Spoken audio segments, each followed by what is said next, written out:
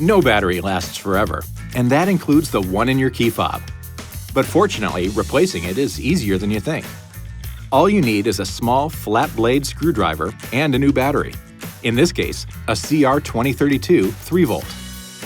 First, slide the mechanical latch on the back of the key fob sideways and remove the emergency key.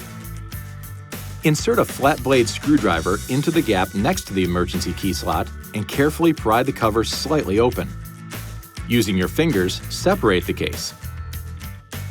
Then use the screwdriver to pry out the old battery. Insert a new battery with the positive pole facing down. Put the case back together and snap it shut. Now, just reinsert the emergency key and you should be all set.